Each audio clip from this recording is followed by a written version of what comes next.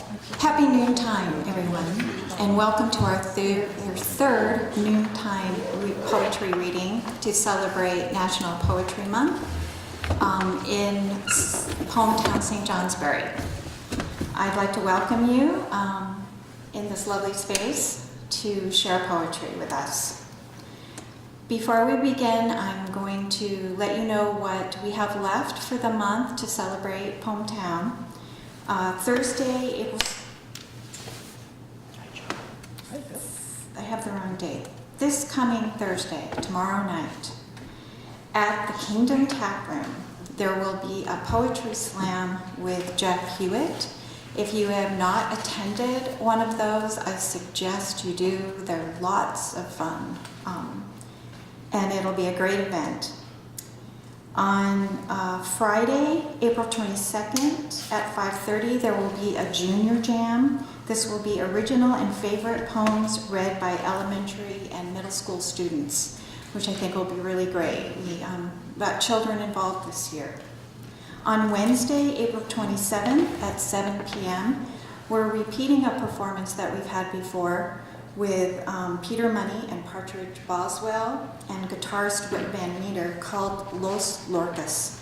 And it's their work with and without guitar accompaniment, which is a really wonderful program. We'd love to have you come.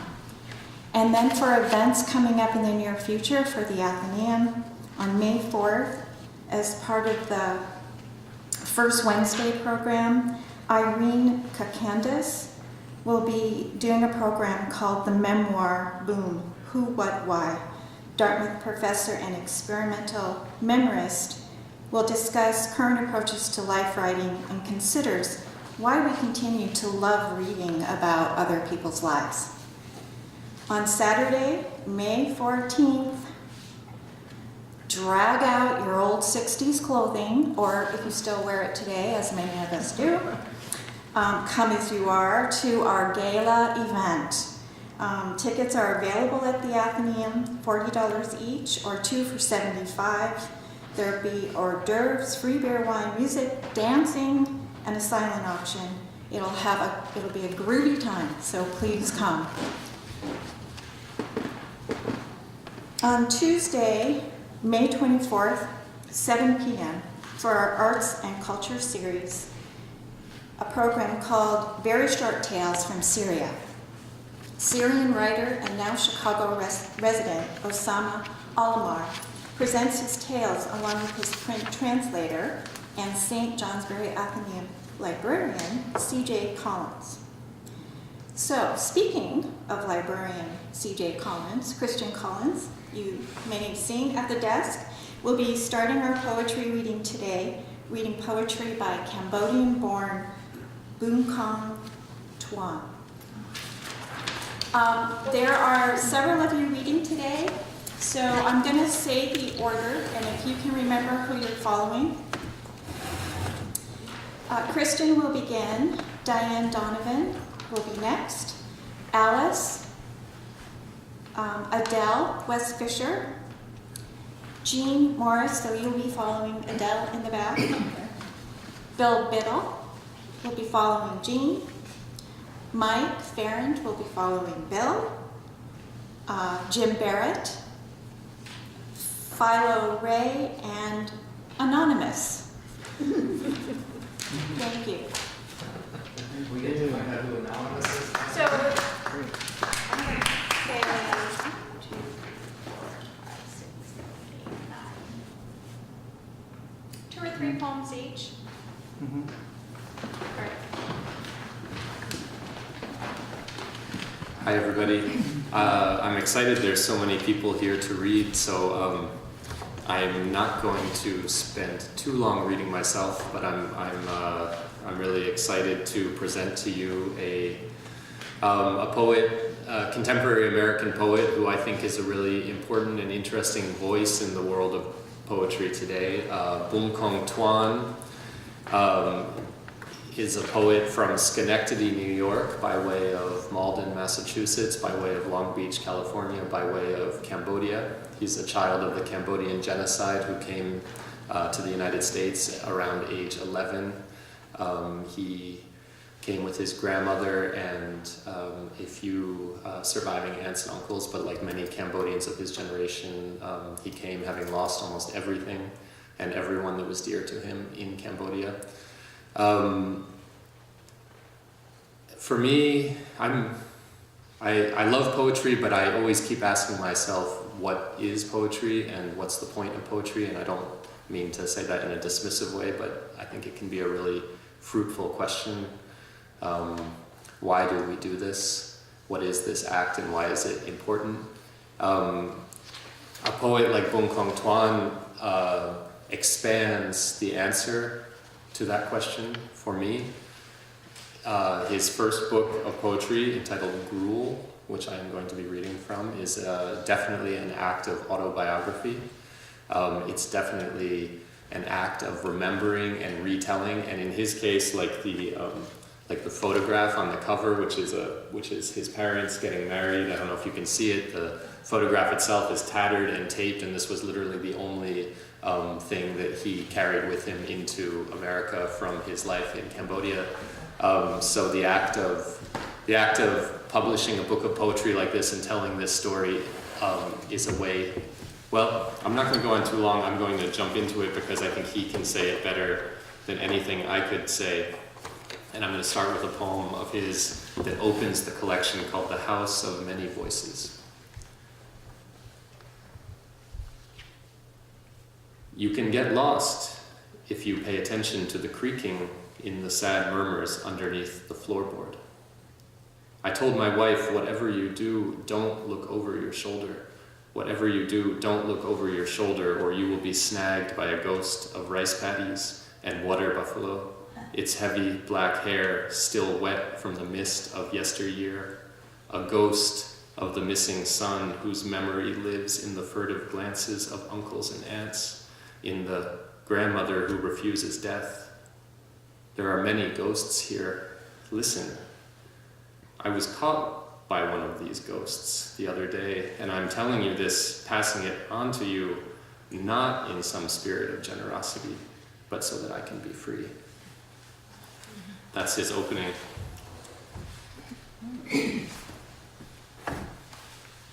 The other beautiful thing about Bunkong Tuon that I'll say very quickly, because it's relevant to where we're doing this reading. He's a professor of English literature at Union College in Schenectady, New York. He became a professor, he said, because he had already tasted starvation and was not interested in being a starving poet, but his heart is very much in poetry. And his life's journey turns around a chance discovery of the works of Charles Bukowski in a public library in Long Beach, California, when he was 22, 23, and kind of drifting. And that brought him to his poetic work, and we'll be hearing about that specifically in some of these poems, but I'm going to start now with another one, Under the Tamarind Tree. Under the tamarind tree, the child sits on the lap of his aunt. Under the old tamarind tree outside the family home, the tree stands still, quiet, indifferent. The house sways on stilts. Monks in saffron robes and nuns with shaved heads, lips darkened with beetle nut stain, sit chanting prayers for the child's mother. Incense perfumes the hot, dry air.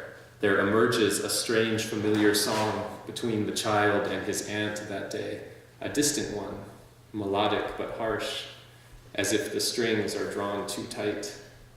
Each time the child hears prayers coming from the house, he cries. Each time he cries, the aunt, a girl herself, pinches the boy's thigh.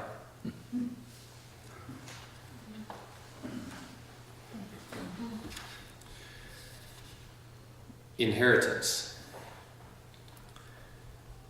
My uncles, aunts, and grandmother all agree it was a difficult time. People starving. You don't trust the children. You don't trust your neighbors, friends, even your family. But this can't be. It must be something I read, something I taught, something I pointed out in a lecture, maybe discovered in a conversation with a survivor, a man with ashen hair and toothless smile in an apartment complex in Lowell, Massachusetts. Anyway, These are the images I carry with me. Rib cage thin, diarrhea, chicken blindness, dysentery, hands tied behind your back, legs too weak to crawl, eyes bulging, white with petrification, irises black as night, wings broken, spirit destroyed. Only paranoia and hunger ruled the day and night. My mother's body, difficulty with breathing, bones sharp as knives, eternal loneliness, eternal sadness, the sour taste of a tamarind. Mother dead from starvation, her sister a branch in hand, sharpened by hunger, hunting for lizards, snakes, crickets, for dark green leaves, all black, black pajamas, black hair, black sadness, always night, always cold, cold wind and loneliness, fear of whispering wind and unseen eyes, pineapple eyes everywhere and nowhere, strangers, friends, family disappearing without struggle, without a sound.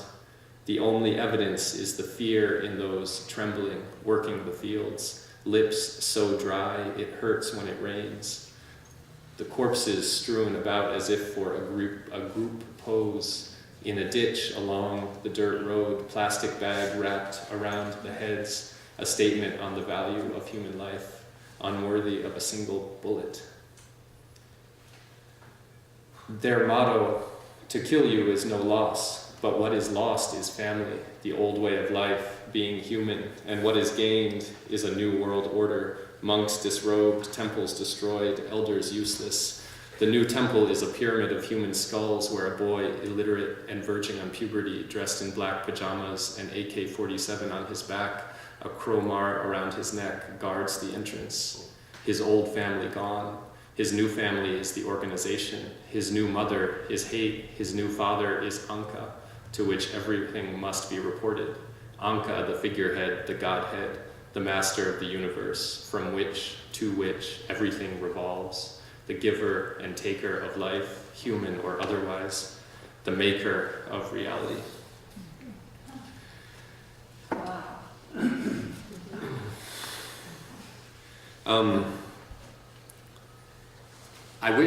I hope we own a copy of this book. I hope you can check it out and read it, because there's so many different voices here and not all of them are like that. Bunkong is conjuring his past, he's evoking his past, but he's also resolutely in the present.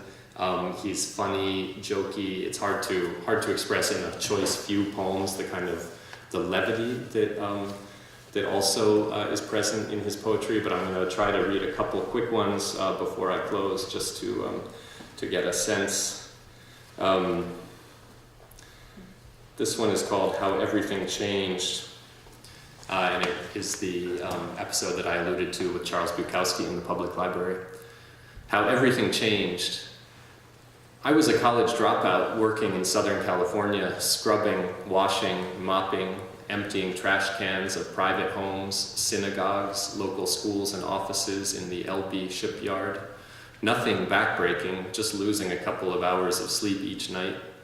One morning, out of boredom, I decided to visit the local library. The kind where old ladies push steel book carts past little children playing, mothers gossiping, the kind where you can disappear quietly into the corner. It was in one such corner, hidden away from the sights and sounds of suburban mothers and their children, where I picked a random book off the shelf. A book of poems by that drunken old man. A book filled with social misfits, outcasts, drunks, prostitutes, barflies, cockroaches, vomit. At that moment, I felt my first breath. I was gasping for air. I felt my own sweet suffering in others. Loneliness was extinguished, and compassion bloomed in my chest. I am telling you this so that you know, in the worst storm of your life, this mad love. In the worst storm of your life, this mad love can hit you, smashing you into a billion pieces, connecting you with everyone and everything.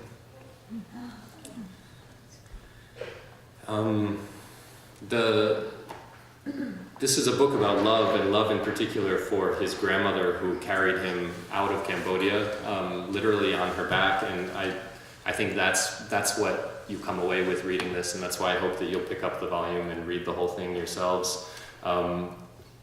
somehow, despite all of this, he manages to evoke so much beauty and so much love. And I'll just close with the poem that closes the collection and gives the collection its title. It's called Gruel. We were talking about survival when my uncle told me this.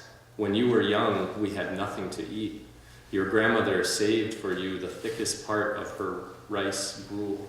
Tasting that cloudy mixture of salt, water, and grain, you cried out, "This is better than beef curry." All my life, I told myself I never knew suffering under the regime, only love. All my life, I told myself I never knew suffering under the regime, only love. This is still true. So that's Bunkong Tuon. A little glimpse into his work anyway. He's got this one collection. He's got some great pieces online if you're motivated to go further. He's, to my mind, a really important American voice right now at this moment when America is reacting with what I would characterize as coldness and disdain for refugees. He's a voice of a refugee who was brought to this country, who came here with nothing, who not only found a home and a voice in poetry, but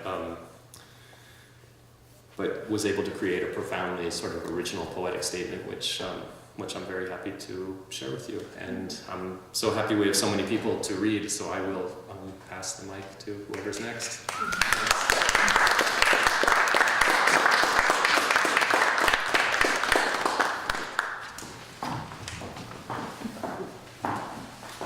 Good afternoon. My name is Diane Donovan, and I have a few short poems I'd like to share. The first being Trees, not the one by Joyce Kilmer that we grew up with. I think that I shall never see a poem as lovely as a tree. Some of us might remember that. This is another version of Trees. Beautiful children are playing outside the teacher's classroom, hanging on tree limbs like ripe apples. She reads her book on barbarian migration and wonders why the human race so rootless, wandering, running scared around the planet. While the tree has sat for 200 years in the field, its offspring less than an acre away, taking away our carbon monoxide sins like mothers, fathers, gods, standing fearlessly, speaking to the wind, rain, snow, sunshine, animals, people, while the humans plan to change the tree's genes for their copy machines. Many versions of trees. This one is called S-T-R-E-S-S.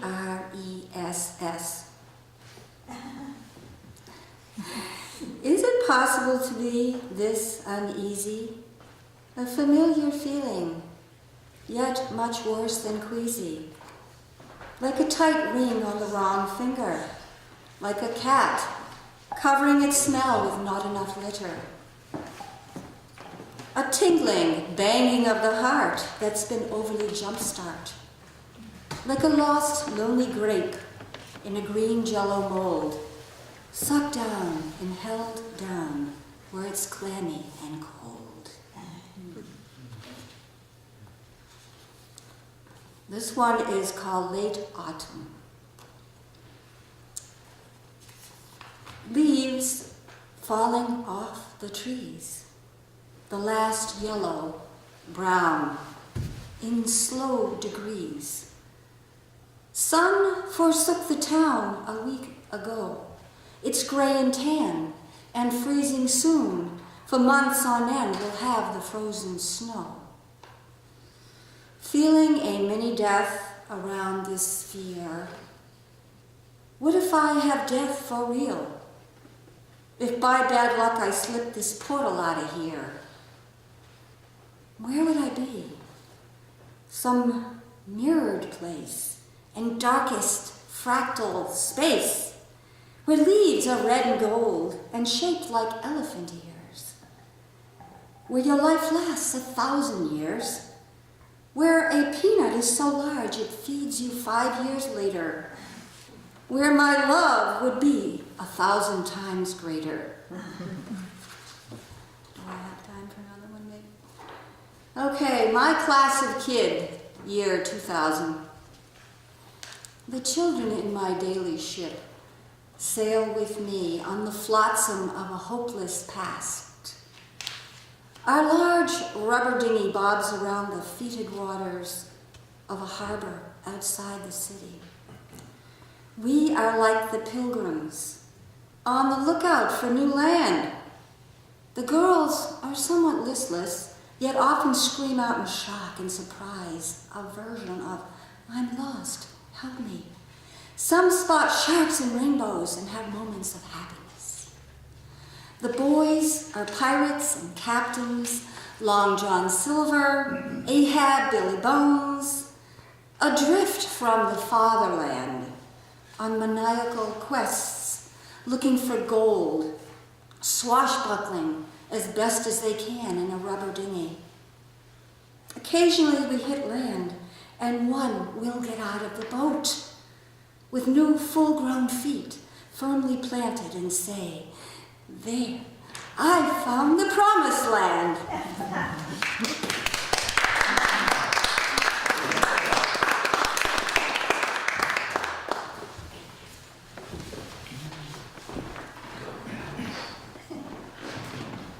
I'm Alice Burnham. Most people know me. I'm going to put this down while you can hear better, okay? Yes. This is called Aging Gracefully. As we age so gracefully, much to our chagrin, our hearing is a mist and our hair begins to thin. Our eyesight may not be as sharp as we had hoped for it to be, but we are grateful for what's left, for the beauty that we see. Our bones become brittle, our skin is shriveled up, our teeth may need replacement with the kind put in a cup. Our teeth may, let's make a checklist now of the losses we endure. There's hearing loss and hair loss, eyesight lost and more. There's some bone density loss, and yes, there's memory loss for sure. But we are so very grateful for what we do have left. Somehow, each day we carry on by giving life our best. I have a morning at the Welcome Center. I volunteered there for 12 years. There are lights to put on and flags to put out and notices to be read. But best of all, there are visitors to greet. There are those looking for a place to stay or those wanting a place to eat. Some looking for maps and brochures and others just passing through. Others are looking for places to visit or for other things to do. A state map or a street map or a place that's good for biking, sometimes to check our local stores, or a path that's good for hiking. However, most who stop will ask, where are the restrooms? That's true. And last of all, patience. Patience is a virtue possessed by very few. While waiting in line, folks often fume and stew. My pet peeve when driving, while thinking what's ahead, is to have to brake the car for a light that's just turned red. Or the seconds seem like hours. When I want to be on my way, I often tap the steering wheel as I ponder the agenda for the day. A better way, indeed, is to be thankful as I wait and mentally list my blessings. Slowing down won't make me late. Peace would prevail, no doubt, and happiness would endure. A new thought would come to mind, that patience is a virtue. Happiness would ensue. Oh, I got that wrong. Happiness would ensue. A new thought would come to mind that patience is a virtue.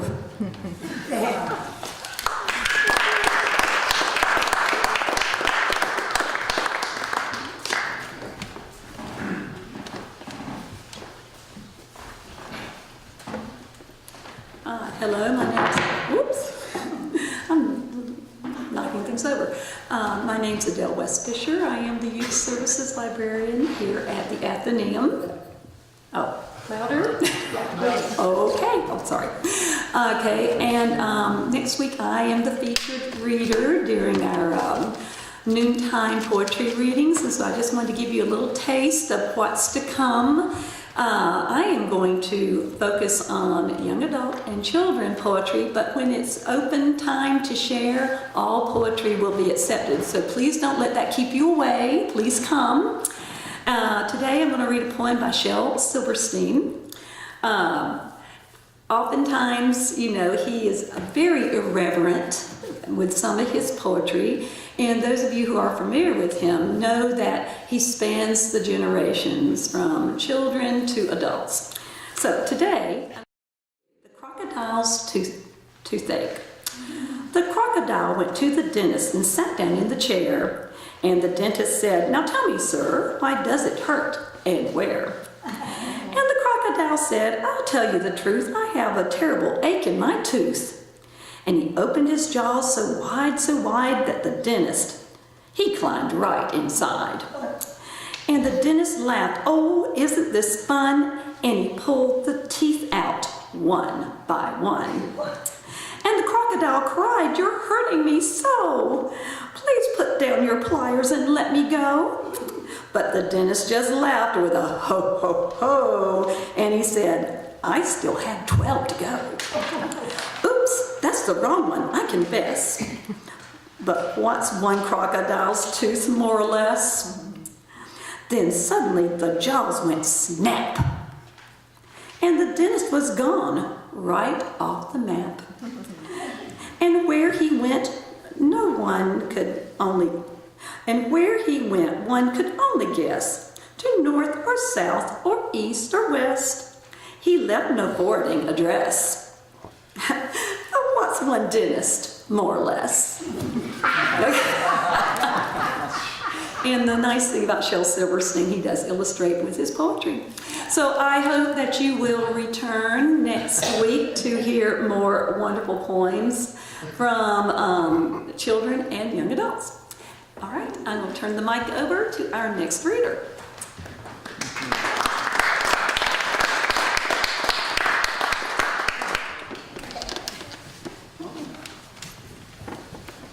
Jean? Oh.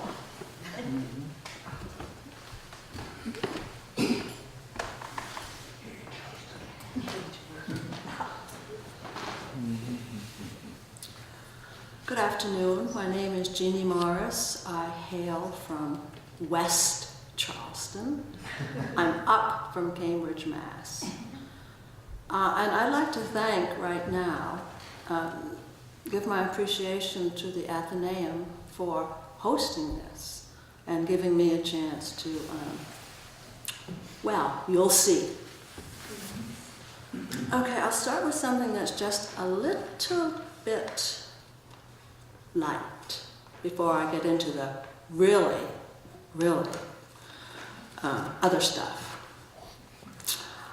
Red for my lady with the tangerine hair, wet flare, a carnation red for to put through the teeth. The dancers will sweep down the floor with such elan. What's their plan?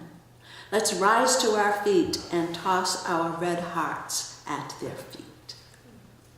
That was after I'd seen some dance programs on public television. You know, they were doing the fandango and doing all of this. And I said, wow. So, okay, this is one from last February's snowstorm.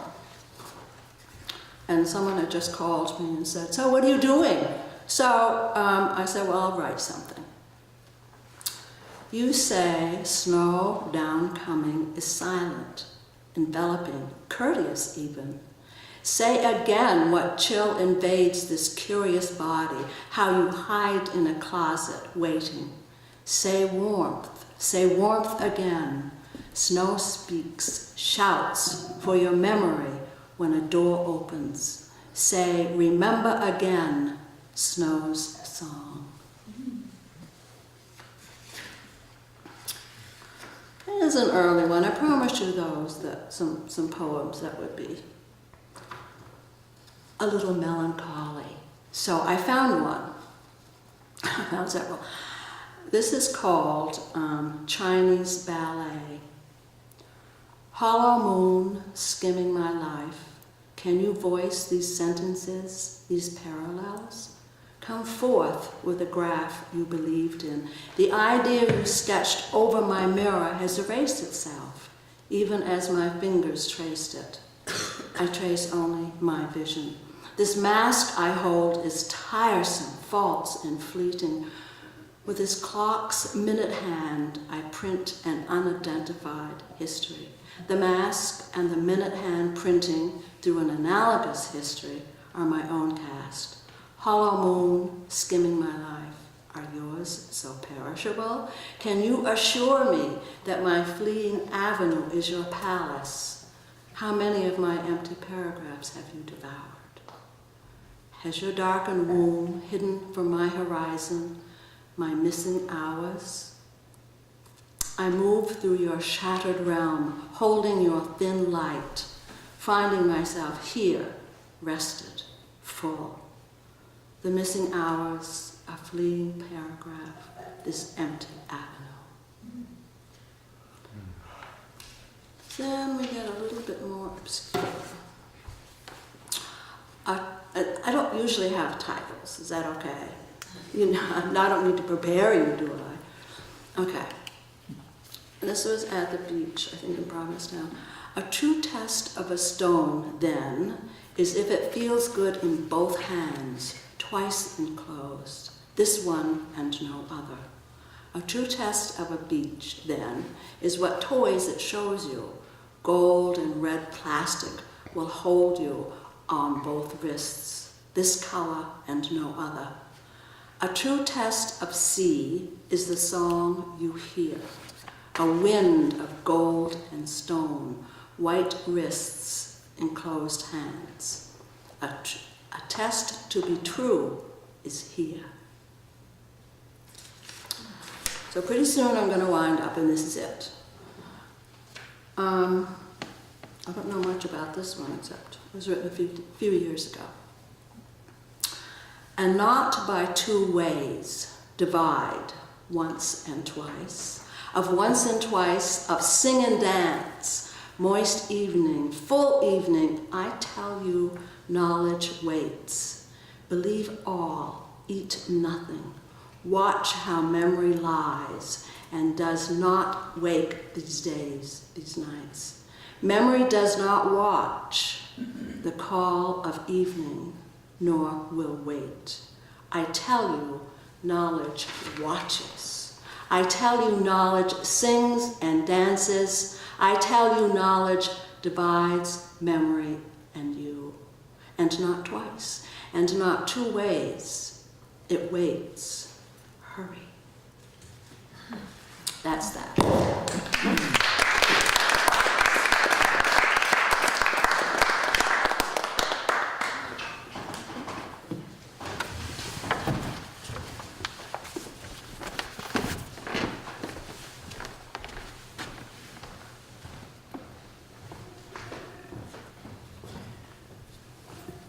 Writing has a way of escaping from us even as we start to do something. We begin to write one thing and somehow or other the story or the poem takes off and finds a direction of its own that we never intended. There are some deer, 3 that I know of, possibly more, that have been domesticated and are being fed by people in Reigate, and the deer are roaming in the woods, waiting to be greeted by someone and assassinated and it's very troublesome. It led last fall to a poem that began about the deer and escaped. And the second version of the poem escaped even further, so I'll say them in order. Some of you have heard this before. The old men depend on the handiness of chair backs and, by mischance, someone seated's shoulder as they weave and bob toward their regular truck stop corner booth. Still allowed their keys, they jingle them aloft as they hitch and slide and over hip pocket catching patches on the Naugahyde banquettes. Jake sucks his upper plate in place, pops the vacuum, says, Mike's late.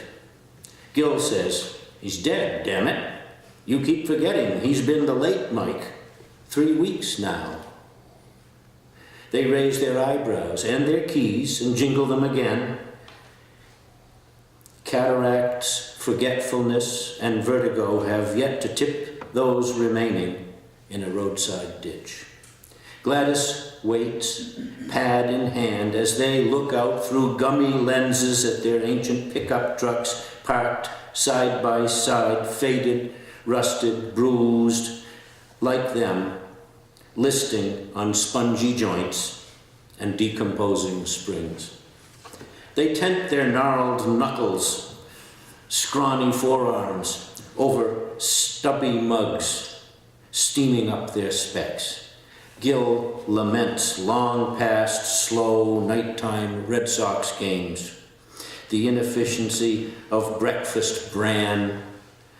Jake makes the mugs jump, pissed at Mike for leaving them.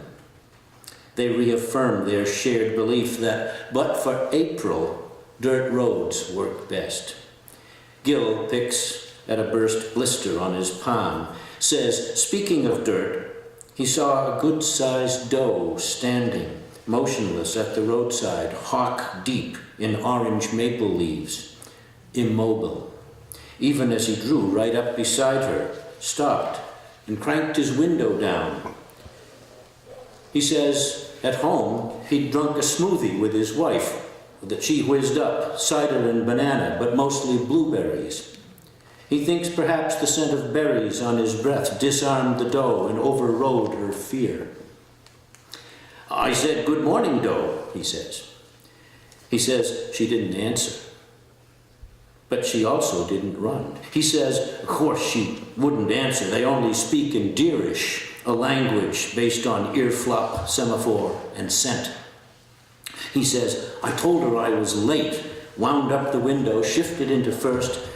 She turned tail, still calmly slack, and ambled off among the trees without a glance back.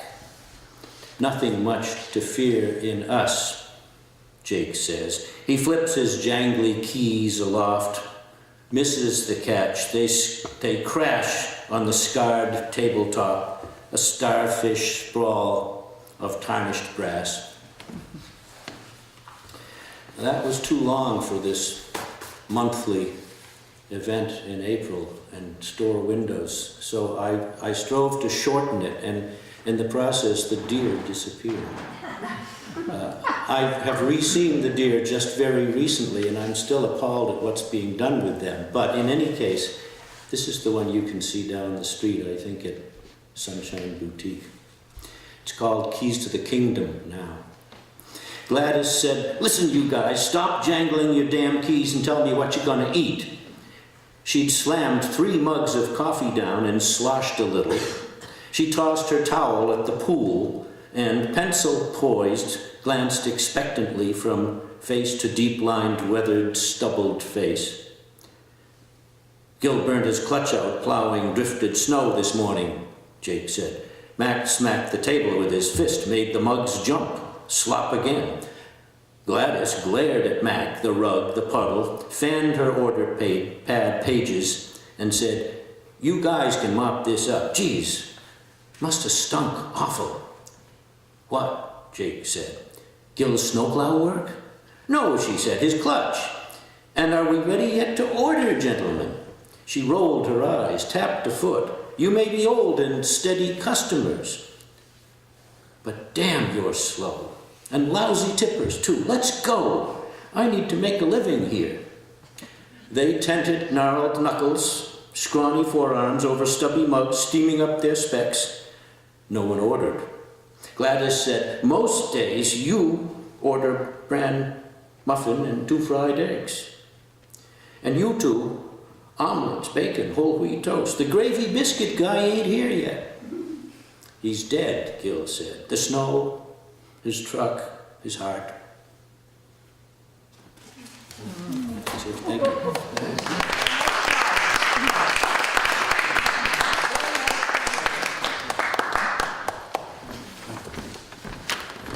Of course, I'm given the unenviable task of following that. I'm glad he told us what that B stood for on his hat.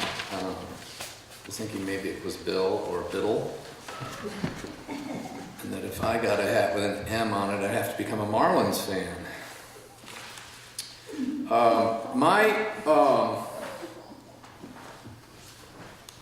And I would read my poem that's hanging down at the NVDA, but you know, regrettably, before I submitted it, I hurriedly made a bunch of fixes because it wasn't up to my then current standard. And I don't have much luck doing that. Most of the time, that doesn't help. So when I read it, I thought, oh God, I hope nobody notices it here. It's called The Worst 9 Words in the English Language. And those words, of course, are, would you like to hear one of my poems? Which fits the theme of listen. Anyway, I'm gonna have to take another look at it and see if I can get it back into the kind of shape I'm proud of. Christian read, well, his writer was from Schenectady, which is where my mother's from, my family. We spent a lot of time up at a farm, Sacandaga Road. And he mentioned Mad Love, which made me think of a poem I was thinking about reading. And then Diane talked about a tree, and there's this timbered oak in my poem. And so I was just kind of going with it. The good news is, because I've talked so long, you only have to listen to one of my poems and a public service announcement.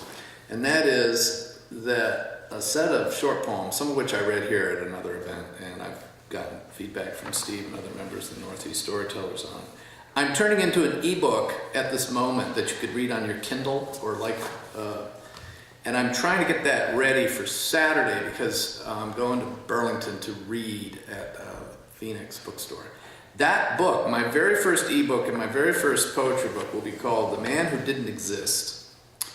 If I meet my deadline, you ought to be able to find it, you know, online or Kindle or whatever. So that'll give you a sense of my shorter stuff. Anyway, now that I've used up 2.5 minutes, I will race through this one poem. Thank you. It is called With the Passing of the Storm. My captain's lodge of timbered oak has weathered wrenching storms. To vicissitude it plays the cloak, my wintered heart it warms. A sailor retired from the sea gathered wood from broken boats. He built this house above the sea with everything that floats. Here above the bay I rest in this captain's cabin crate, removed from raging fiery tempests but still exposed to fate. In reverie I'm nodding off, my palpitation slows. The light within me dusk shuts off, the languor in me grows. The cat plays mouse upon the rug as tired in me turns snooze. Both of us safe and snug, targets for the muse. Deep we tumble into night, pet with master lost in slumber. All is quiet, the hatches tight, as sky once red turns umber. The crash that wakes me is a tree, it splinters what was home. What crashes in upon the tree is sea with all its foam. How I miss the cat's meow, where was I for his warnings?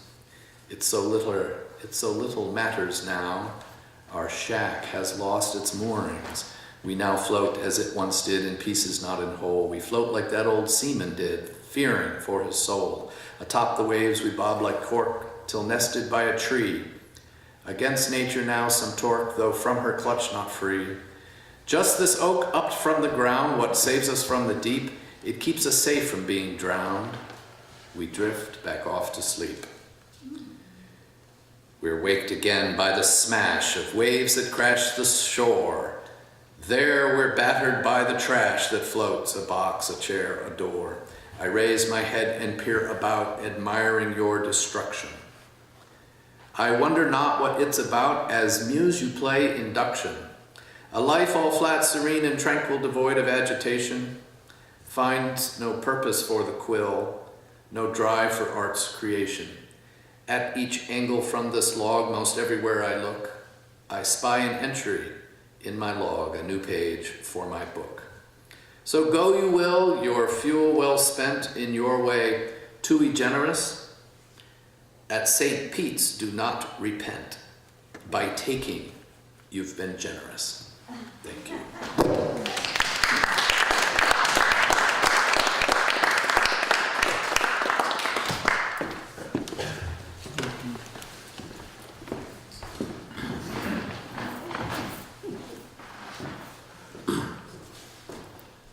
My name is Jim Barrett. It's always great to have this as a background. I've heard a lot of rhyming poems today, so this is my one rhyming poem. It's called, I was given the news several years ago, to my shock and horror, that my youngest daughter is a Yankees fan. So this is called Yankees Fan. Boston Red Sox brothers, as you know so well the pain, so few can understand, the awful fact I must confess, my daughter is a Yankees fan. I've been faithful, I've been true, since Fenway Park began, yet my plight, my tale of woe, my daughter is a Yankees fan. New York's most detested, the foulest known to man, yes, my little girl had to go and be one, she's a die-hard Yankees fan. Brothers, please, I beg of you, upset this evil plan, better the fires of hell, the horror, she's a Yankees fan.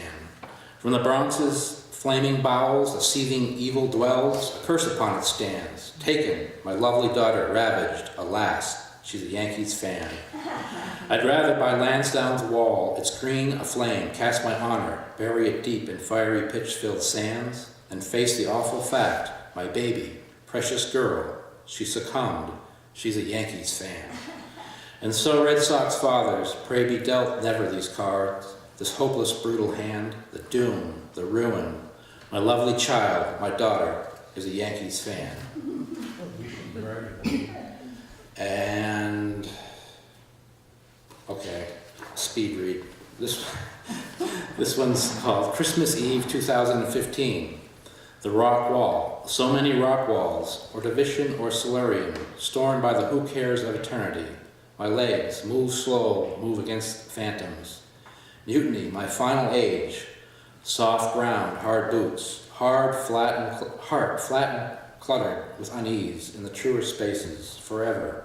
At this ordinary hilltop, there should be stairs.